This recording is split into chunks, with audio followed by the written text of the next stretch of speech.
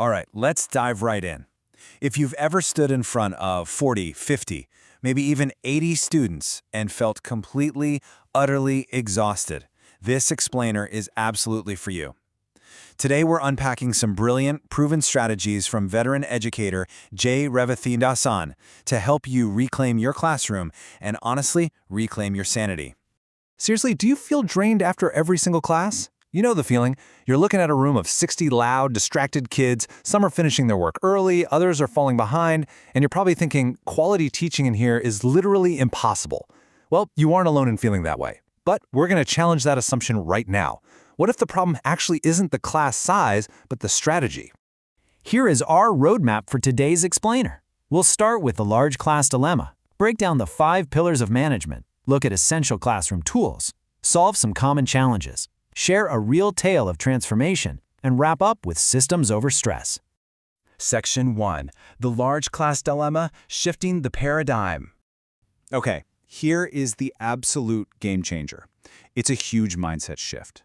Large classes do not need more of your energy. They need better systems.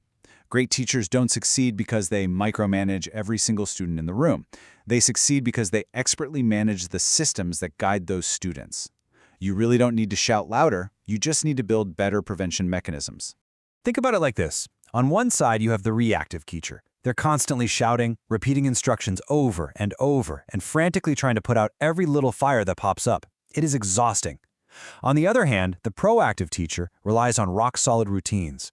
They build up student responsibility and lean heavily on peer support. It's a total shift in how you operate, protecting your energy while keeping the room engaged. Section 2.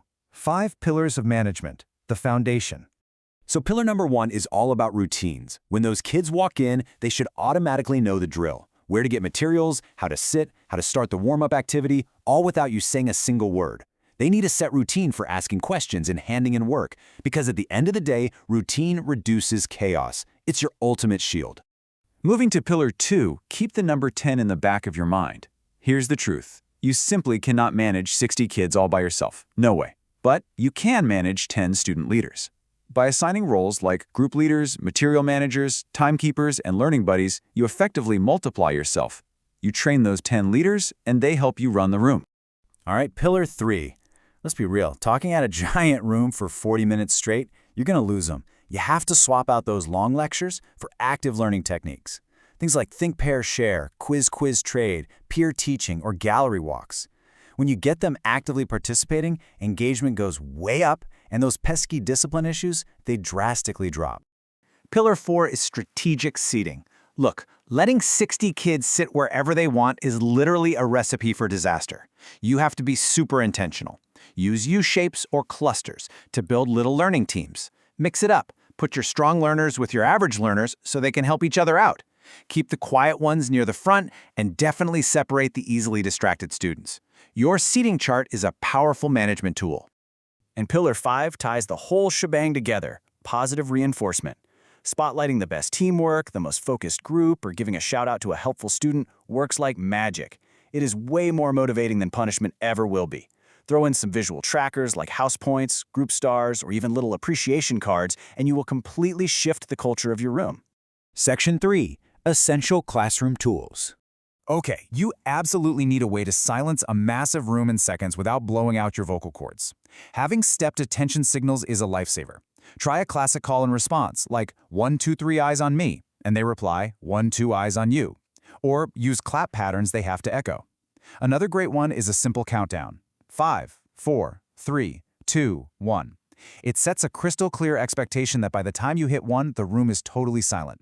Plus, with that many kids, you need lightning-fast ways to check if they're actually learning. Because, let's face it, you can't grade 60 essays every single night. Use fast assessment techniques. Things like exit tickets, a quick thumbs up or down, mini whiteboards where everyone flashes their answer at the same time, or even traffic light cards. Green means I get it, yellow is I'm struggling, and red means I'm completely lost. You get instant feedback in seconds. Section 4. Solving common challenges. Every teacher hits roadblocks, right? So let's tackle them head on. If the room is too loud, shouting isn't the fix. Try a visual noise level chart and reward groups with points for keeping it down. If you've got vastly different learning levels in one room, lean on peer tutoring and differentiated tasks. And if you are just flat out exhausted, shift the workload. Give the kids more ownership and set up learning stations so you aren't the only source of energy in the room. I completely love this idea.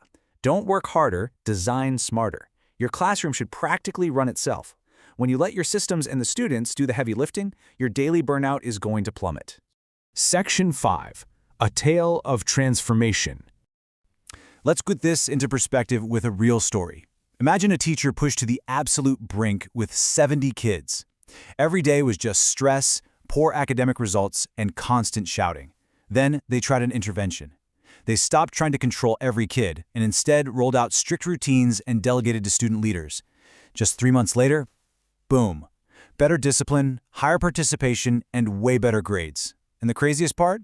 The class size didn't change at all. It was still 70 kids, but the system changed. Section 6. Systems over stress. If you only remember one thing from today's explainer, make it this blueprint for beating classroom chaos. Establish those bulletproof routines. Train your student leaders. Ditch the long lectures for active learning. Use strategic seating. Focus on positive reinforcement. Deploy quick assessments. Ultimately, you've got to build systems instead of trying to control everything yourself. To wrap things up, we have some fantastic wisdom from veteran educator J. Revathy Dasan. A large class isn't a barrier, it's actually an opportunity. It's a chance to build a community where every single student feels seen and empowered. The mission is simple: manage systems, not students. Teach smarter, not harder. So I'll leave you with this question to chew on. When you step into your classroom tomorrow morning, what is the very first system you are going to redesign?